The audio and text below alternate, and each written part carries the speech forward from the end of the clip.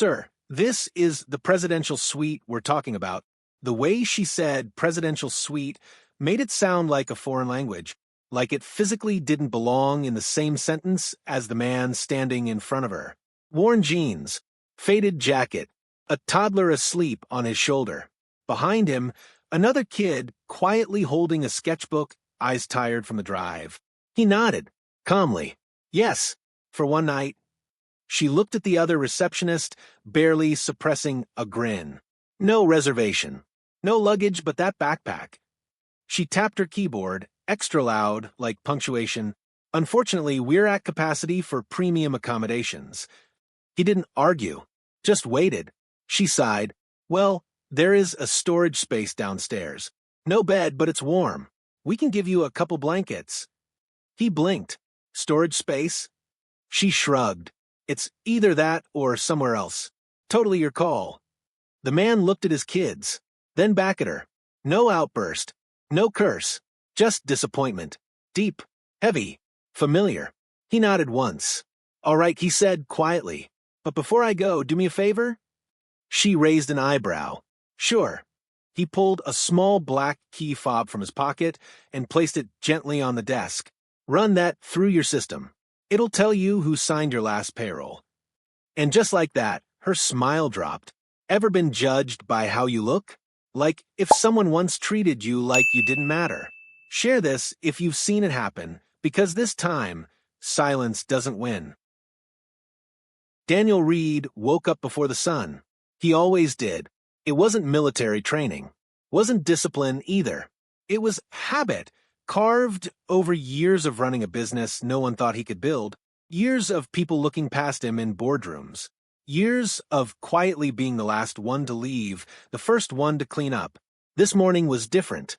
He wasn't in a penthouse, not in an office, just a roadside motel off I-80 with 2 sleeping kids and a beat-up duffel bag near the foot of the bed. He got up without waking them, poured water into the motel room's chip coffee maker, folded last night's clothes, packed everything tight like he always did, not because it looked neat, but because control was something he could hold in his hands when the world started slipping. His son, Micah, stirred first. Where are we going today? He mumbled. Daniel smiled gently. Someplace special. Micah sat up. Does it have waffles? Daniel laughed under his breath. Probably. But you're gonna love the view. 3 hours later, the rental car pulled into the circular driveway of the Lyric, one of the most exclusive boutique hotels in the state. Daniel stepped out slowly, one hand helping his daughter down from the back seat, the other gripping Micah's backpack filled with worn crayons and a half-used coloring book. He looked out over the towering glass building, the valet line of sports cars, the crisp uniforms. They won't recognize me, he thought. Perfect. The plan was simple. Book a room. Just one night. Not to test service. Not to play games. He wanted his kids, especially Micah, to experience a kind of joy he never had at their age. A weekend with room service, pool towels folded like animals, elevators with gold buttons. Something they'd remember. He didn't care for flash. He cared for memory. Daniel stepped inside. The lobby was immaculate. Jazz music, polished marble. People moving like they belonged. No one looked at him. He approached the front desk, gently ushering the kids behind him. That's when she saw him, Melissa Grady, lead receptionist, platinum nails, practice charm. Her eyes scanned him top to bottom. Jeans, hooded sweatshirt, backpack, 2 tired kids. Checking in? She asked, overly cheerful. Actually, he said, I was hoping to book a room. Presidential suite, if available. Melissa blinked, then smiled wider, too wide. Sir, that suite is. Well, it's usually reserved far in advance. For VIP clients. I understand. He reached into his pocket and pulled out a worn leather wallet. Laid down a black metal card. No logo, no name, just wait. She glanced at it, froze for a microsecond, then recovered. Well, unfortunately, we're completely booked in premium categories. No exceptions. Daniel nodded. I see. She leaned inconspiratorially. If you're just looking for a place to crash, there's a storage area downstairs. We've used it in emergencies before. It's dry. No windows, though. Daniel's mouth tightened, not quite a frown. Is that where you'd offer a man in a suit? She blinked. I'm just trying to help, sir. No apology. No shame. Just a calm, practiced wall of false concern. Daniel turned to his children. They didn't say a word. They didn't need to. They'd seen it before. He accepted the makeshift bedding, declined help with his bag, led his kids down the service elevator to a storage room lined with metal racks, leftover signage, and unopened linens. It smelled faintly of bleach. Micah looked around. Is this the hotel? Daniel knelt beside him. No, this is just where we're sleeping tonight. His daughter tugged his sleeve. Why didn't they give us the real room? Daniel paused. Some people only see what they expect to see. Then softer, they don't see us yet. He didn't cry, didn't clench his jaw. He opened his laptop, logged into a secure portal, reviewed staffing data from the hotel's last quarterly report. He saw her name, Melissa Grady, hired 4 years ago, promoted twice, excellent client reviews, but only from select clientele. He checked the security camera logs, storage hallway, lobby audio, timestamp from check-in. All captured. Still, he didn't file anything. Not yet. Instead, he closed the laptop and sat beside his kids as they colored on the back of a printed spa menu. Later that night, a janitor passed by, pushing a mop bucket. He stopped confused. Sir, this room isn't. Daniel raised a finger to his lips, pointed to the sleeping kids. The janitor stepped closer. You all right? Daniel smiled politely. More than all right. Just taking notes. He meant it. Not just about the hotel. About the people.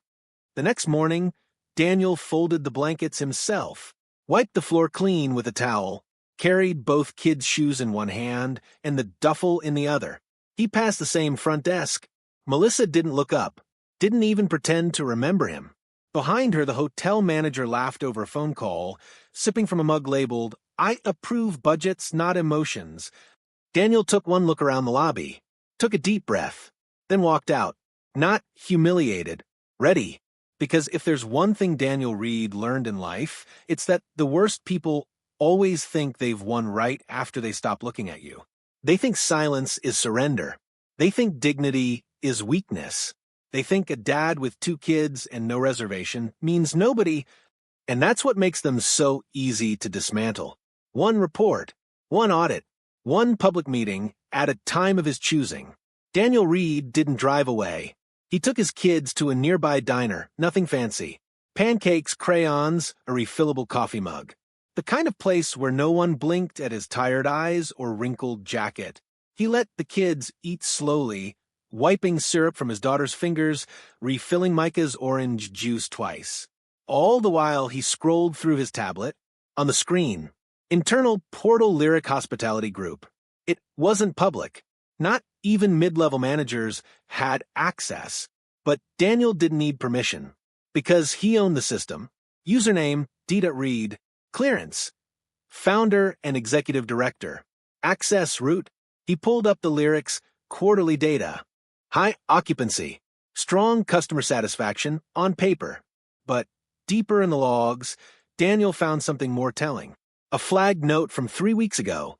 Front desk continues turning away walk-ins without escalation, regardless of availability. Possible profiling trend. Review requested. Filed by a new hire. Ignored. No follow-up. He closed the tablet. Time to walk in properly. 3 hours later, Daniel returned. He didn't go to the front desk. He entered through the employee service entrance at the back of the building, the one staff used during smoke breaks and trash runs. He walked in wearing the same jeans, a plain polo shirt now. His name badge said only, Dan Operations Audit Temp. No one questioned him, because no one recognized him. And in this system, visibility wasn't about who you were, it was about who you looked like. He started in housekeeping. Need an extra hand folding, he asked. The laundry staff looked up, surprised, then laughed. Knock yourself out, man.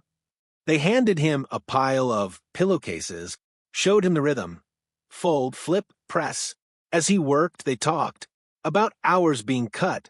About supplies running thin. About Melissa at the front complaining when the housekeepers had accents. She told Jasmine she shouldn't work the executive floor till her English sounds less Bronx, one said. Daniel said nothing, just folded another case. Next stop, kitchen. He helped unload a late delivery. 12 boxes of produce, 6 bags of ice. No clipboard, no orders, just hands. Dude, said the dishwasher, barely 19. You corporate or something? Daniel smiled. Why? Because you actually help. Then he added quietly, everyone else with a lanyard just watches. By afternoon, Daniel was standing in the hallway outside Conference Room B, where department heads were gathering for their weekly check-in. He slipped in just as the last seat was filling. No introduction. No title. Just Daniel, clipboard in hand, listening. The room was filled with buzzwords. Guest flow optimization. Tier-based welcome protocols. Brand consistency enforcement. That last one caught Daniel's ear. He raised a hand gently. What's brand consistency enforcement in practice? The marketing manager, Chelsea, mid-30s, stylish and smug, answered quickly. It's about ensuring our lobby and guest interactions reflect the lifestyle we represent. High-end, aspirational, discreet. We avoid inconsistency in who we cater to. Inconsistency. Well, certain guests don't align with our premium image. It's subtle, of course, but we encourage our team to redirect where appropriate. Redirect. Yes, suggest sister properties more accessible rates. It's about fit. Daniel looked at her, not angry, just disappointed. Do you train for that? No, it's instinct. Our front desk team's very sharp on that. He wrote something on his clipboard. No reaction, no lecture. But the room shifted, because something about him didn't feel like a temp auditor. Later that day, he returned to the front desk. Melissa wasn't there. Instead, a young man named Evan stood at the terminal. Nervous, polite. Can I help you, sir? Daniel leaned in slightly. Not me, but I'd like to watch how you handle check-ins. Mind if I observe? I guess not. You're with audit? Daniel nodded. He watched Evan check in a guest with a foreign passport. Patient, kind, offered water, explained everything twice, no rush. Then, the next guest, a woman with heavy makeup and worn luggage. Evan hesitated. Daniel caught it. What made you pause? He asked afterward. Evan flushed. I didn't mean to. It's just, Melissa says we're not supposed to offer premium rooms to people who look like they can't tip. And what do you think of that? Evan looked around, then lowered his voice. I think it's bullshit. Daniel smiled. You're not wrong. At 5:07 p.m., Daniel entered the manager's office. The GM, Peter Lang, was reviewing profit margins. He barely looked up. Need something, bud? Daniel walked in, closed the door behind him, then took out his phone, unlocked a private folder, and placed it face up on the desk. On screen, guest audio recordings, payroll approvals, camera stills, department feedback logs, the flag profiling complaint, Melissa Grady's evaluation history, Peter's own response logs, no action taken, Peter's face drained of color. Who the hell are you? Daniel finally met his eyes. Calm, clear, unshakable. I'm the man who owns this building. Silence. You let a single mother sleep on a cot last month because her car declined while carrying 2 infants. Another file opened. You told HR to fast-track a front desk hire who was flagged 3 times for racial remarks. Another file. You approved an internal memo discouraging walk-ins with unbranded luggage. Another. And 3 nights ago, you told a receptionist it's fine to redirect families who don't look luxury. I heard it myself. You were on speaker. Peter stood up, shaky. I didn't. You did. Daniel stood, too, but slower, stronger. You've confused exclusivity with cruelty, brand with bias. And you thought no one noticed because no one powerful ever showed up without a reservation. He walked to the door. I didn't come to threaten you. He opened it. I came to document you. Peter stammered. We can fix this. Daniel turned back. You won't. A beat. Because you no longer work here. Daniel didn't slam the door. He just stepped into the hallway, where a young housekeeper passed by. She gave a small nod, recognizing him now. Not just the face, but the authority, and for the first time since he walked through that lobby, Daniel Reed smiled. The storage room wasn't meant for people. It smelled like detergent and rust. A fan hummed somewhere above the ceiling tiles, spinning slow, fighting a battle with dampness it had already lost. The walls were lined with cracked plastic bins and unused furniture wrapped in plastic. One bulb flickered overhead. This was where they'd sent Daniel and his children. Not just to sleep, to disappear. He hadn't made noise. Hadn't pulled rank. He made the space safe as he could. Spread blankets across the tile. Propped the backpack against the wall for his daughter to lean on. Set his phone alarm for every 2 hours, just in case the fan failed and the room got too warm or too cold. He wasn't angry yet. Not until morning. At 6:18 a.m., Daniel's son, Micah, began coughing. Not a soft, sleepy sound, a deep, rattling cough from the center of his chest. Daniel woke instantly. He reached over, felt his son's forehead. Clammy. He opened the door. The hallway outside was empty. He lifted Micah in his arms, wrapped him in his jacket, and made his way upstairs. The lobby was quiet. The espresso machine hissed, soft music played. A staff member at the front desk, not Melissa, looked up, then looked through him. Sir, guests aren't allowed in this area before 7 a.m. Daniel didn't flinch. My son needs water. We can send someone to your room. We don't have a room. That got a reaction. The man straightened. Are you one of the guests using the alternative space? Daniel didn't answer, but the look in his eyes was enough. I'll page security, the man said. Daniel took a breath. Long, deep. Then, for the first time, his voice changed. You'll do no such thing. The receptionist froze. Daniel shifted Micah in his arms, then said, calmly but firmly, You're going to want to unflag my file and pull up last night's intake log.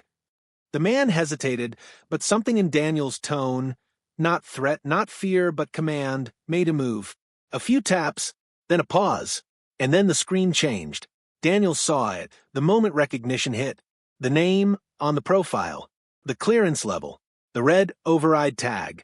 The receptionist looked up, jaw slightly slack. I didn't know. I know you didn't, Daniel said. That's the problem. 10 minutes later, a nurse from the hotel's in-house wellness team arrived.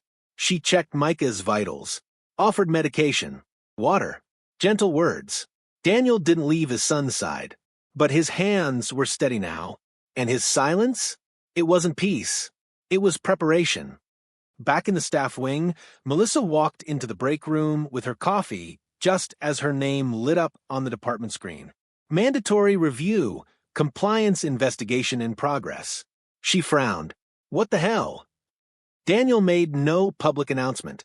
He simply walked into the guest services office and asked for a quiet room with a door and a working thermostat.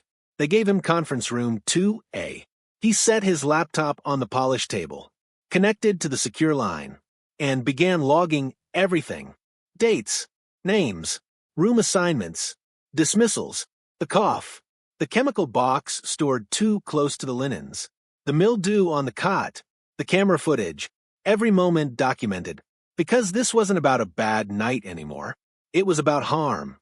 At 11 a.m., he called for 3 staff members to meet him. Not Melissa, not her supervisor. He asked for Evan, the young trainee who hesitated but tried to do the right thing. Maria, the housekeeper who left a folded towel outside the storage room without asking. And Terry, the janitor who'd said, "You all right?" instead of ignoring him. They entered the room, unsure. Daniel stood, offered each a seat. "I'm not here to scare you," he said. They looked confused. He pulled up a document on the screen. Their evaluations, skimmed with names and color codes. You've been marked as cautious, quiet, or unremarkable in your files. But you're the only 3 who saw something wrong and didn't look away. He paused. I noticed. Their faces changed slowly, like light warming a cold room. Daniel handed each of them a card. New positions, lateral transfer, better pay, longer contracts, no politics. Maria blinked. Why? Daniel smiled softly. Because systems don't change from the top down. They change from you. Meanwhile, Melissa was storming through HR like she owned the floor. I need to speak to someone now. This is slander. I've worked here for years. I'm the reason this desk runs. She was met with blank stares, no apologies, because the memo had gone out. From Executive Office. Subject. Live audit Daniel Reed. Effective immediately, all staff shall comply. And just like that, the system shifted. The emails stopped copying her. The manager she joked with at lunch didn't look up.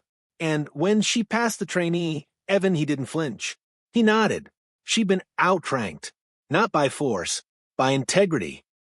That night, Daniel sat beside Micah in a proper suite. Not the penthouse, just a room with 2 real beds and a window that opened. Micah's cough had calmed. His sister slept curled on a pillow of her own design. Daniel sat at the desk, sipping black tea. Across the room, his phone buzzed. A message from his board assistant. Want me to handle the dismissal? Daniel typed back. No, I'll do it myself. But not yet. He looked out the window. Not at the skyline, at the reflection of himself, of the room, of what power looks like when it doesn't need to announce itself. Tomorrow, he would make it official. But tonight, he let himself feel something rare. Not anger, not vengeance, just clarity. They had crossed a line, and he wasn't walking away. He was walking through. The door opened slowly. Conference room 3C, the one with soundproof glass, where senior managers usually talk bonuses, mergers, and quarterly reports. No one knocked when they entered that room. Until now, because this time, Daniel Reed was already sitting inside. He didn't wear a suit, no tie, just a black crew neck sweater, sleeves rolled, hands folded over a leather portfolio. The room had been filled with voices, laughter, that comfortable corporate confidence. But when he looked up, silence. Even the HVAC hum seemed to fade. Melissa was there. So was Peter Lang, the general manager, Chelsea from marketing, 2 heads of departments, 1 HR lead. They didn't know why they were summoned, but the moment Daniel pushed the door, closed behind the last one, they knew. Daniel stood, slow, measured, the kind of presence that makes people shift in their seats without knowing why. Then he said, without preamble, let's start with honesty. I checked in here 4 days ago with 2 children, no suit, and no reservation. A pause. I was sent to sleep in a storage room. Melissa's eyes flicked sideways. No one moved. You all had 4 days to recognize me, Daniel said. No one did. He tapped the folder in front of him. And I'm not here for an apology. I'm here to review what happens when power forgets who it's supposed to serve. Peter cleared his throat, trying to recover. Mr. Reed, with all due respect, if we'd known... But you didn't. Daniel didn't raise his voice. But let me guess, if I'd worn cufflinks? Had a driver? If my son didn't cough in the lobby, would that have changed the way your staff looked at me? Silence. Chelsea leaned forward, corporate smooth. We appreciate feedback. This is an opportunity for all of us to grow. No, Daniel cut her off. Quietly. You don't get to call what happened to my children an opportunity. He opened the folder. Inside, printed logs. Screenshots. Quotes. Cheap people always want drama. She doesn't fit our lobby vibe. Redirect non-premium profiles to overflow. Families that can't tip don't belong on the executive floor. If he wants special treatment, he should look the part. Melissa's face went red. Peter stared down at his hands. Daniel flipped one more page. Footage stills. Time-stamped. His son coughing. The bleach container in the room. The mildew stains. The cot on the concrete. You put my family next to chemicals. You let your team ignore a child in distress. You watched working-class guests be pushed out of frame because you didn't want to muddy the brand. You forgot I am the brand. Someone tried to speak. He raised a hand. Save the defense. He turned to Melissa. You dismissed a man based on his shoes. She shook her head. I didn't mean... You meant every word. You just didn't think it would follow you. Then, to Peter, you allowed a culture of selective hospitality dressed up as efficiency. He looked around the room. This isn't a misunderstanding. It's a mirror. You all helped build it. So, now, you're going to see yourselves in it. He slid a document across the table. This is not a warning. It's a restructuring. Melissa picked it up, skimmed, froze. Termination. Immediate. Chelsea demoted. HR lead. Reassigned. Peter Lang. Effective removal pending board vote. Daniel stood. I won't micromanage your fall, but I will make one thing clear. He looked each of them in the eye. The next time a man walks through your doors, tired, brown, with 2 kids and no reservation, you better hope he doesn't own the building. Daniel walked out. No security. No applause. Just footsteps, steady, quiet, past stunned staff who suddenly stood up straighter. He didn't stop at the elevator. He walked to the back wing. Staff hallway. Past the janitor's closet. Past the service entrance where real work happened. He found Evan, the trainee, stocking brochures at the concierge desk. Daniel placed a clean envelope in front of him. New title. Better hours. Pick your next location. Evan stared at it. Sir, I don't even know what I did. You didn't lie. That's enough. He turned to Maria, the housekeeper who left a towel outside his door. You've got 3 interviews lined up. Corporate track. No uniforms. She stared at him, eyes wide. I never even spoke to you. Daniel smiled. But you saw me. The next morning, guests at the Lyric noticed something strange. A man in a black sweater, no badge, no entourage, standing quietly at the entrance. He opened the door for an elderly couple, helped a boy tie his shoelaces, spoke softly to the valet, asked about his family. No one recognized him, except one woman, a young mother who'd once been turned away from this very hotel for not matching brand energy. This time, the front desk offered her a warm drink. No side glances, no stalling. She looked at Daniel. He nodded once. She smiled, and the door stayed open. Melissa Grady had spent the last 4 nights unable to sleep. She had read the memo at least 20 times. Effective immediately, the executive chairman has authorized internal restructuring. Staff involved in guest relations incidents flagged during the live audit will be subject to individual review. She Googled the name 3 times, Daniel Reed, and still couldn't believe it. That quiet man, the one with the tired eyes, the one whose daughter was dragging a stuffed animal missing an ear. That man was him, the name behind the Lyric brand, the founder, the one they all whispered about but had never seen. And she had offered him a cot in the storage room, next to a leaking mop sink. Now, her badge didn't swipe anymore. She wasn't on the shift schedule. And then, Thursday morning, an email, formal review, attendance required. Location, room 5B, conducted by D. Reed. She almost didn't show, but something in her, fear, guilt, ego, she didn't know told her she had to. At exactly 10 a.m., Melissa stepped into room 5B. No lawyers, no HR buffer, just Daniel. He sat at the end of a plain wooden table. No laptop, no folder, no assistant, just a notebook. Closed. He didn't gesture for her to sit, but she did carefully. The silence was unbearable. So she opened. I want to say I didn't know. Daniel looked up. Expression unreadable. Didn't know what? Who you were. I thought that I was nobody. No, I assumed you weren't. I mean, we get walk-ins all the time. Daniel leaned forward slightly.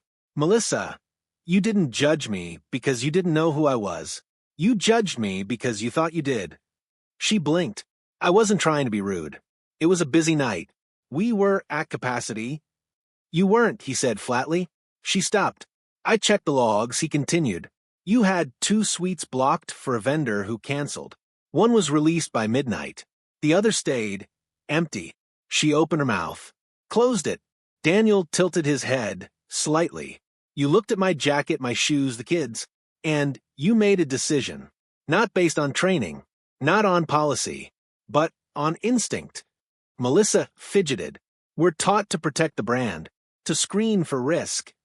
He nodded, slow and cold. Tell me what risk my children posed. Silence. She looked down. Daniel let the moment hang. You know what I think the real risk is? A business that confuses standards with segregation. Her eyes widened. It wasn't like that. It was exactly like that, he said. You didn't offer us a smaller room. You didn't say, we're full, I'm sorry. You told a father carrying his child that he could sleep in a supply closet. He slid the notebook toward her, opened to one page, written in neat block letters. Cheap people always want drama. Melissa stared. I didn't write that. Daniel cut in. You said it. I have the audio, the timestamp, the security feed. I could have released it, let the internet eat it up, but I didn't. She looked up confused. He continued, because what you did wasn't viral. It was typical. He stood, finally, walked to the window, then turned back. You're not the root of the problem. You're just another branch in a tree that's been fed bad water for too long. Melissa's voice cracked. So, what happens now? Daniel folded his arms. You tell me. What? I'm not here to punish you. I'm here to see if you've actually seen what you were part of, not just with me, but with others. She was silent for a moment. Then, softly, there were others. I didn't always say it out loud, but yeah, I turned people away. I made assumptions. I rolled my eyes at names I couldn't pronounce. She blinked back tears, not the performative kind, real ones. And now I don't know how to undo that. Daniel walked back toward the table, sat down. You don't. Her face dropped, but he continued, you can start somewhere else, somewhere smaller, where you're not the gatekeeper, but the one learning how to keep the gate open. He slid an envelope across the table. Inside, a release letter. Severance package. Clean. Professional.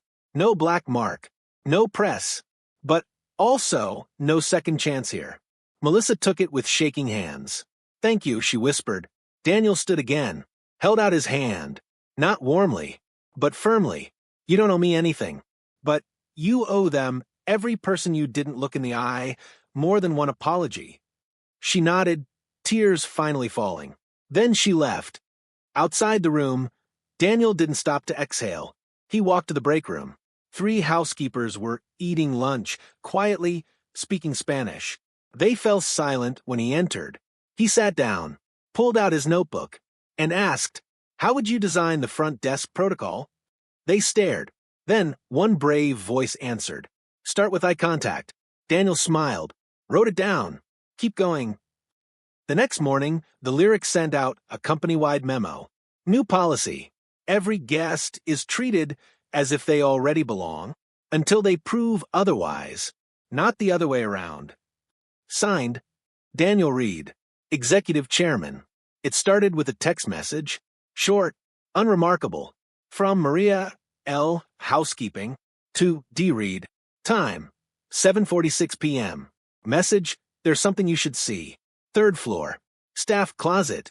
Back panel. Daniel read it in the elevator. He didn't ask questions. Didn't alert security. He told his kids he'd be back soon, left them with coloring books and cartoons in the suite, and made his way down to the 3rd floor. The hallway was quiet, clean, almost too clean. He found the closet, pushed through the mop handles and dustbins, found the back panel, a thin wooden board, loose. He lifted it. Inside, a box, unmarked, and inside that printouts, emails, Slack screenshots, photos, all with the Lyric Hotel header, all marked confidential. Receipts, not the kind that show dollar amounts, the kind that show patterns. The guests labeled with codes like NTP, not their people. Internal chats mocking accents. One image, a front desk terminal with a side note taped to the screen. Smell check. Trust your nose.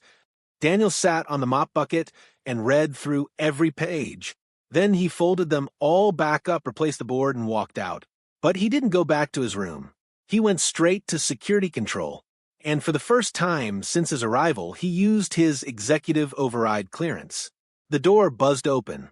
Inside, 3 men looked up confused. Daniel handed the printouts to the lead. These are not rumors anymore, he said.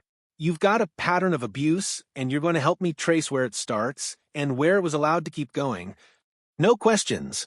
They just nodded and pulled up the logs. By noon the next day, Daniel had names. Not of violators, of witnesses. People who had seen the bias, felt it, reported it, and were ignored. He emailed one of them directly. Subject, I'm listening now. The response came fast. I filed a complaint 2 years ago. Nothing changed. But I've still got the screenshots. Meet me outside the bakery on 8th. Daniel went. No blazer. No entourage. Just a hoodie and a notebook. The woman, Janine Allen, former front desk supervisor, was already waiting with a flash drive and a folder. She slid them across the table. Then said, I tried to speak up. They called me too sensitive. Said I wasn't polished enough for leadership. So I left. But I saved everything. Daniel asked only one question. Why did you keep it? Her eyes hardened. Because they kept their jobs. And I kept the truth. Back at the Lyric, things were starting to change.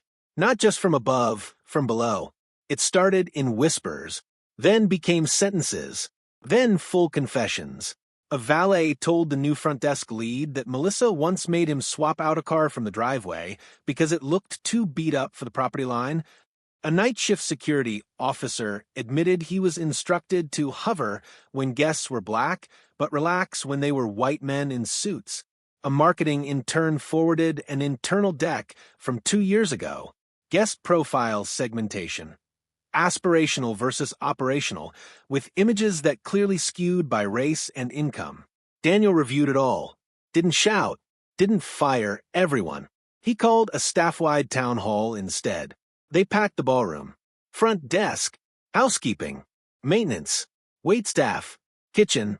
Some stood in the back, arms crossed. Some just watched. Daniel stepped up with no mic, no lights, just a stack of papers and a simple opening line. If you've ever been told to stay quiet here, you're no longer under orders. You're under protection. He held up the flash drive. This contains proof of how long this culture has been protected while people like you were punished. He scanned the room. Here's what's going to happen next. A beat. I'm not here to replace managers. I'm here to replace silence. Heads turned. The next 2 weeks will be review week. Every department will have an anonymous feedback line. Every submission will be reviewed. If you've witnessed something or been someone speak. A woman from catering raised her hand. I filed a report last year. Got my hours cut after. Daniel nodded. That ends now. A janitor spoke next. I was told not to speak Spanish in the break room. Said it intimidated guests. Daniel, who told you that? HR lead. Last summer. Daniel took out his pen. Name. The man blinked. You're asking now? Daniel didn't flinch. I'm listening now. By week's end, the inbox was full. Not just complaints, solutions. One bartender submitted a proposal for staff-led inclusion training. A housekeeper created a translated onboarding form in 4 languages. An intern from finance drafted a new performance review model, one that rewarded respect, not just revenue. Daniel reviewed everyone, signed off on 17, rewrote 3 himself, rejected none, because none of it was worse than the silence that came before. Meanwhile, the media began to sniff around. A tweet went viral. CEO sleeps in supply closet after his own staff denies him service. He didn't yell. He rebuilt the system instead. No press release had gone out, but the story was moving because people could feel it. This wasn't performative. This wasn't a rebrand. This was real. The kind of reckoning most companies promise, but never survive. Daniel didn't do interviews. He didn't need to. He just kept showing up. Break room, hallway, elevators, trash run, quiet, present, watching. And this time, everyone saw him. On the final day of review week, Daniel stood in front of the team one last time. He held up a blank card. This is the new guest filter. He flipped it over. Nothing. Just one sentence handwritten. Does this person deserve respect? He nodded. That's the only policy that matters. Daniel Reed didn't call a press conference. He didn't pose for a photo with a diversity task force. He didn't write a Medium post about healing through leadership. Instead, he walked into a room with no windows, the HR records archive, and started signing papers. By hand, each one deliberate. The first document, the reinstatement of Janine Allen. She had been a front desk supervisor for 3 years. Pushed out after raising concerns about profiling. No exit package. No letter of recommendation. Just silence. Now, Daniel flipped open her personnel file, reviewed the complaint summary, read her resignation email, then wrote, employee to be reinstated at her previous pay rate plus 20%, retroactive bonus for the 6 months she was unemployed. New role, Director of Guest Equity Operations, reports directly to me. He signed it, folded it, placed it in a stamped envelope. The next document? An internal restructuring memo. It outlined a change in reporting hierarchy. No longer would guest satisfaction scores be handled exclusively by marketing. Frontline staff, housekeepers, valets, night shift desk agents, would have anonymous direct access to a new oversight unit. That unit would have hiring and firing power. Daniel scribbled a note in the margin. Justice starts where complaint boxes end. If it's real, it shouldn't be filtered. Signed. He didn't stop. One by one, he reopened files. A bellhop fired for tone. A trans staffer pushed to back-of-house roles. A part-time janitor denied promotion because of a visible tattoo, even after 4 years of spotless performance. Daniel read every single one, and wherever the system had silenced them, he flipped it in ink. By noon, Daniel entered the operations office. Chelsea, former marketing director, now demoted, was there, boxes packed. She looked up when he entered. I figured I'd be out by end of day. Daniel said nothing for a moment, then handed her a sealed envelope. She opened it slowly, read, then stared at him. This says I stay? It says you finished the handbook you started, Daniel said. The one you pitched 2 years ago about reframing the guest journey through empathy. Her voice dropped. I didn't think you even saw that draft. I see everything. Eventually. Chelsea swallowed hard. But you're not giving me my old title back? No. Why not? Daniel's eyes were calm. Because justice isn't reward. It's realignment. You're staying not to recover your image, but to prove you've finally understood who we're serving. She nodded slowly. Box still open. Pride shaken but useful now. Elsewhere in the building, another envelope changed hands. This one given quietly to Evan, the young trainee. It came with a new badge. Evan Tran, Assistant Operations Lead. No ceremony. Just Daniel saying, you saw the rot. And you didn't look away. That's not a performance. That's leadership. Evan blinked. But I don't know how to run things. Daniel smiled. Good. That means you're qualified to learn. Later that evening, Daniel visited the staff dorms. The same room he slept in 4 nights earlier. He walked in quietly. It hadn't changed.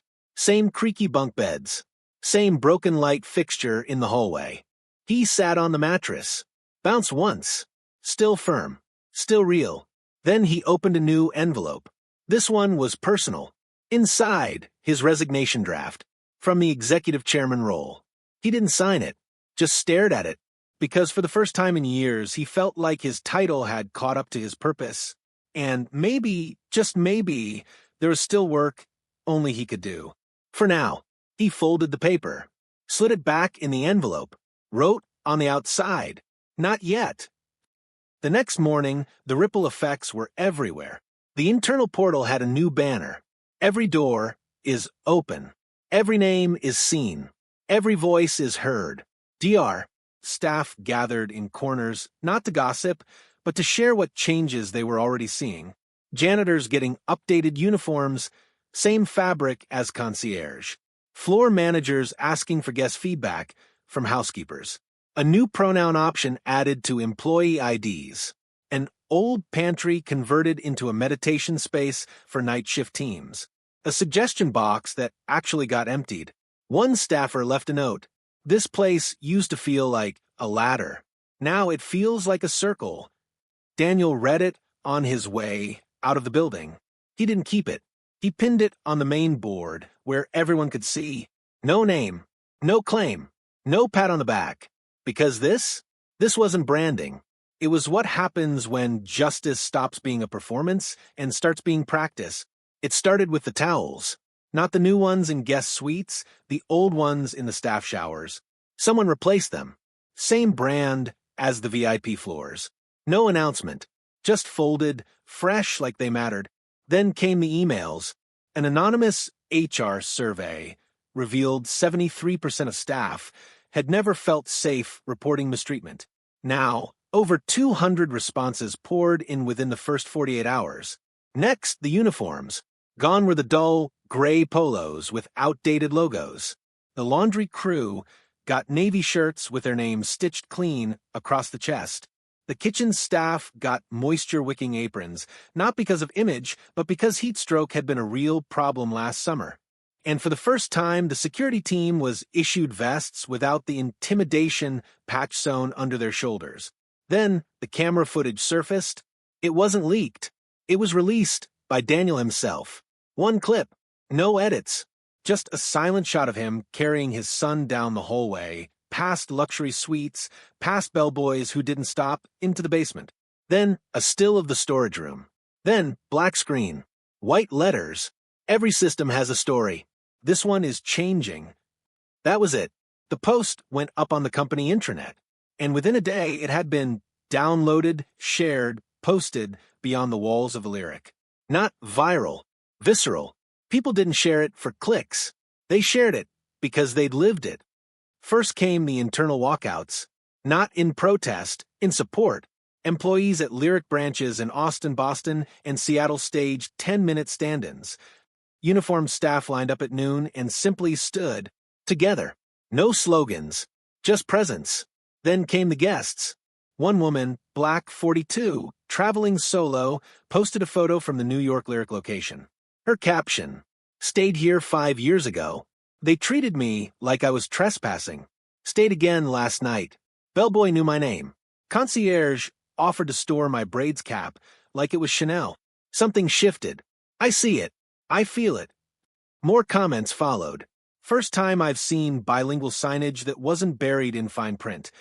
They asked me what name I wanted on my reservation, not just my ID. The cleaning crew was included in the staff welcome photo. Never seen that before. Then came the phone calls. From other chains. From partners. Investors. Even competitors. Not to congratulate. To ask how. Daniel took none of them. His assistant replied with a single sentence. "Fix your hallways before you email our lobby." Meanwhile, inside the hotel, things moved. Janine Allen, now Director of Guest Equity Operations, launched a new onboarding protocol. "We don't teach you how to smile. We teach you how to see." Terry, the janitor who first asked Daniel, "You all right?"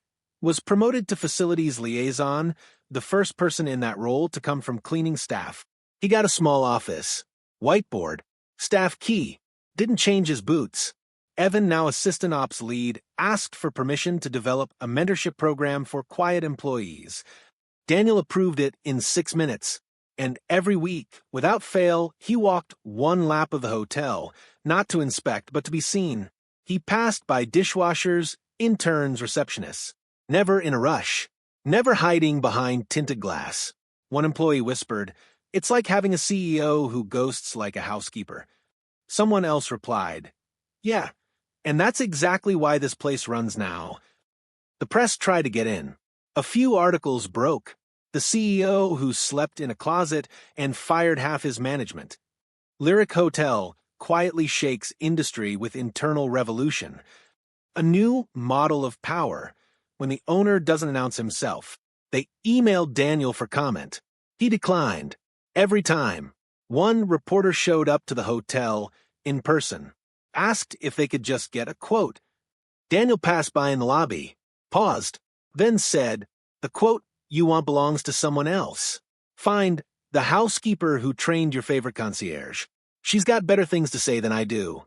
And walked away. Meanwhile, other voices rose. Not famous ones. Not loud ones. Formerly silenced ones. One woman, Maya, a breakfast server for 8 years, stood during a team huddle and said, "I used to think my job was invisible. Now, guests ask for my name. Managers do too. I don't want power. I want this feeling to stay."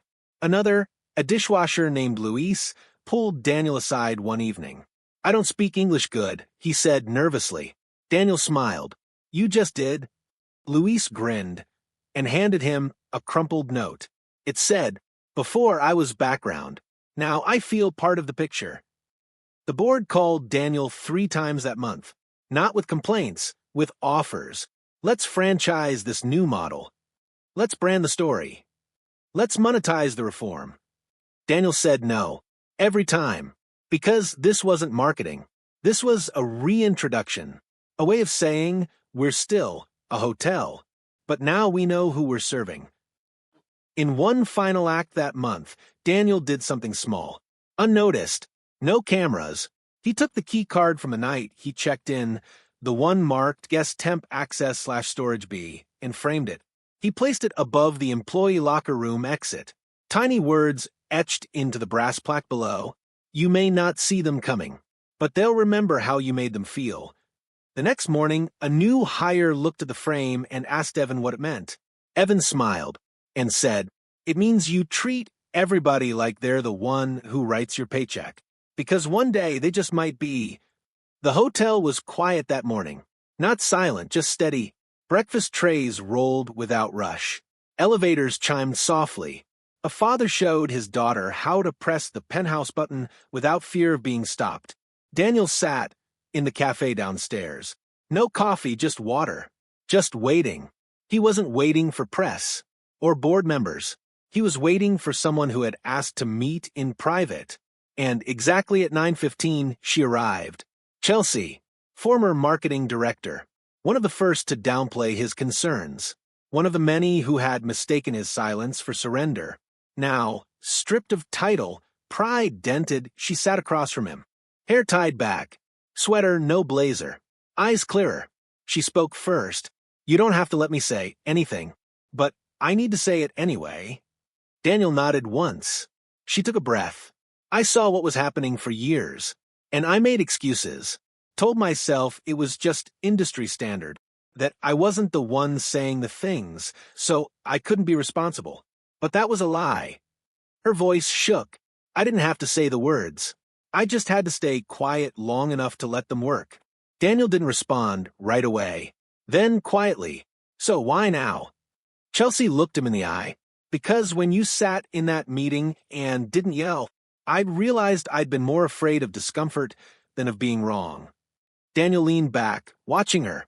She reached into her bag and pulled out a single sheet of paper. "This is every campaign proposal I ever rejected, not because it was weak, but because it didn't fit the brand, meaning it didn't flatter the kind of guests we wanted." She slid it to him. "You gave me the chance to stay. Now I'm choosing to stay differently." Daniel read the top line of the first proposal. "Real stories. Meet the ones who make the beds." He folded the sheet. "It's a good campaign. Still is." She smiled through a breath that felt like relief. "This time I'll push it through." Later that day, as Daniel walked the lobby, someone called out his name. Not Sir. Not Mr. Reed. Just, "Hey, Daniel." He turned. It was Martin, a former executive from another branch, a man who, 2 years earlier, had once told Daniel, "You're wasting money if you give housekeepers maternity leave. They rotate too fast to matter." Now he stood with a nervous smile, both hands holding a paper cup that trembled slightly. "I was wrong. Back then. About everything."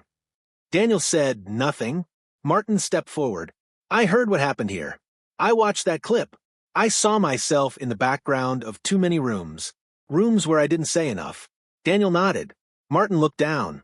"I resigned. No one forced me. I just knew it was overdue. But if you ever need help on policy change, I'd rather write 1 page of the right story than 10 years of the wrong one." Daniel didn't shake his hand. He just said, "Then write from where you failed. That's the only place worth starting." That evening, a letter arrived at the front desk, handwritten, from a former guest. The same woman who had once been told there was no record of her reservation, even though she'd confirmed it twice. She'd walked out in tears while other guests watched. Now she wrote, "I came back this weekend. I was nervous. But your new staff remember my name and my face. I was treated like a person, not a risk. And your front desk team said, 'We're sorry for what happened to you. We're trying to be better. You didn't owe me anything. But you gave me something I didn't know I still needed. Thank you.'" Daniel placed the letter on the employee board the next morning, not to show off, but to remind people what they did mattered. Meanwhile, Melissa, the receptionist who once told him the storage room was dry and warm, she had been quiet since her exit. Until now, Daniel found a white envelope on his desk. No return name, just his initials scribbled in blue ink. Inside, a check, the exact amount of her severance. A note, "Don't want to be paid for silence." I needed the lesson more than the money. He didn't deposit the check. He donated it to the Employee Emergency Fund and wrote MG in the ledger's donor list. Small print. No praise. Just there. In the hallway near the staff cafeteria, Daniel saw Evan talking to a young new hire. She had that anxious look, the same one he remembered seeing on Evan just a week earlier. Evan pointed at the staff keycard scanner and said, "Don't worry about looking the part. That door opens for everybody now." Daniel passed by just as the new hire asked, "So, who is that guy?" Evan grinned. He used to be a guest here. Then they made the mistake of treating him like he wasn't. They both laughed. Daniel smiled and kept walking, because nothing needed to be added. It had already landed. Daniel stood in the hallway, watching the door he once entered as a nobody. Same lobby, same polished tile, same front desk, now staffed by 3 employees who greeted every guest with the same question. "What name would you like to be called today?" He didn't stop there, didn't linger for applause. He moved through the service wing, past the break rooms, past the freight elevator. His steps led him to a door few guests even knew existed. B4 Supply Storage, the room they'd sent him to sleep in, the room where his son had coughed through the night while luxury suites went unused above him. He stood there alone, hand on the knob, then opened it. The room was empty now. No folding cot, no chemical bins, just fresh white paint, a light scent of pine, a small window added to one corner looking out over the back lot. In the middle of the floor, a single wooden chair. Daniel stepped in, closed the door behind him. Saturday, no fanfare, no plan, just stillness. His hands rested on his knees. His shoulders softened. He took a slow breath, the kind of breath you take when something invisible lets go. Upstairs, staff moved through their day like normal. Except nothing was really normal anymore.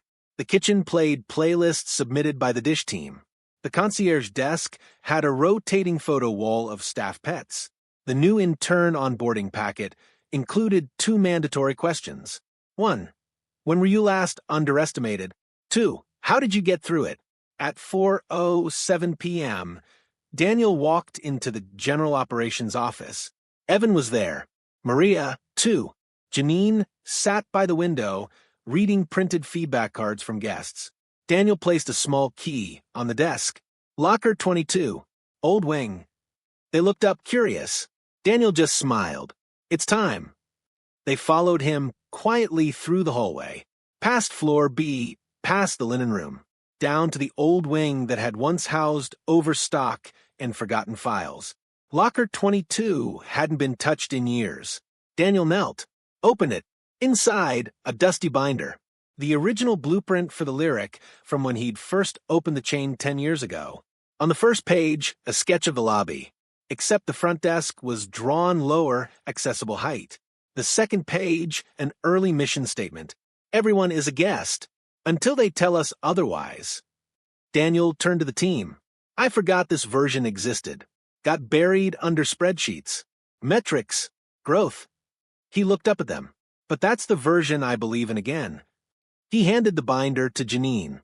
"It's yours now." She clutched it with both hands, holding back emotion. "I'll take care of it." "I know." That night, Daniel returned to the suite. His kids were drawing on the room service menu again. Are we leaving tomorrow? Micah asked. Daniel nodded. His daughter asked, Are you going to be the boss again? Daniel smiled. I never stopped being the boss. Then added, softer. But I finally started acting like the kind of boss I'd want you to become. The next morning, before sunrise, Daniel returned to the storage room one last time. This time he wasn't alone. Terry, the former janitor, now facilities liaison, stood beside him. Daniel handed him a small plaque. Wooden. Simple. Together, they mounted it on the wall beside the door. The plaque read, This room held one man and two children. They were quiet, but they were never small. Respect is not a reward. It is the beginning. No ribbon cutting, just a screwdriver. A few turns, a shared nod, then they walked away. At checkout, Daniel didn't stop at the front desk. He waved to Evan, winked at Maria, and walked out holding his kids' hands. A valet opened the door. You heading to another lyric? He asked cheerfully. Daniel paused. No, he said. I'm heading home. Where's that? Daniel thought for a moment, then answered. Wherever people remember how they used to be treated and decide to do better.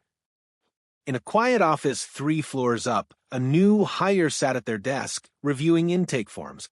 They came across one marked, Guest, unknown name, temp card issued to Storage B. No last name, no system photo, just a note written by hand. He didn't need a suite. He needed to be seen. The new hire paused, folded the form, and filed it under a new folder. Proof. They tried to erase the presence. Instead, it became the proof that wouldn't go away.